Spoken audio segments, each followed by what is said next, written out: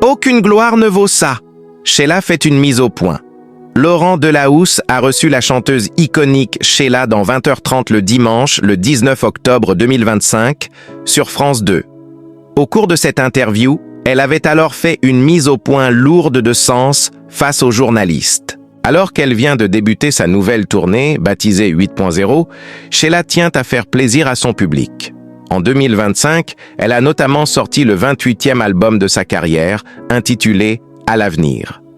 Dans les colonnes de l'hebdomadaire Télépoche, la chanteuse avait révélé son choix de l'avoir baptisé ainsi. Elle avait alors voulu transmettre un message positif. Parce qu'il faut regarder devant soi et positiver, on n'a pas le choix. Pour que l'avenir soit heureux, il faut le décider. Cela fait partie des lois de la nature. J'ai décidé de faire de ma vie une aventure et dans les aventures, il y a les bons moments et les foutus quarts d'heure, avait-elle notamment expliqué. Sheila, cette rumeur qui l'a grandement affectée. Le 19 octobre dernier, avant de débuter sa tournée, Sheila était également l'invitée de Laurent Delahousse dans 20h30 le dimanche. Dans cette interview, elle s'était exprimée sur son mariage avec le chanteur Ringo. Elle avait notamment fait une confession choc à propos de cette union.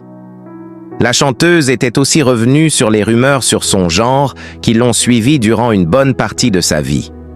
J'avais 18 ans quand c'est arrivé. À l'époque, il y avait 2 grandes presses à scandale. Il n'y avait pas tout ce qu'on a aujourd'hui, mais ça m'a poursuivi 40 ans de ma vie. On a dit que j'avais un coussin sur le ventre, que je n'étais pas enceinte, avait-elle révélé. Cette mise au point cash de Sheila, elle, avait ensuite fait une mise au point à propos de ces rumeurs qui ont entaché son quotidien et son statut de star. Le problème, c'est tout ce que ça détruit chez une famille, chez les gens. On vous dira, c'est la rançon de la gloire. C'est faux. Aucune gloire ne vaut ça. Avant d'ajouter, je trouve que rien ne vaut une rumeur, quelle qu'elle soit. Celle-là m'a touché dans ma féminité, dans ma vie de jeune fille. Dans une époque où on ne parlait de rien parce qu'on ne parlait pas de sexe à cette époque-là. Moi, je leur en veux beaucoup, la presse, parce que ça ne s'effacera jamais.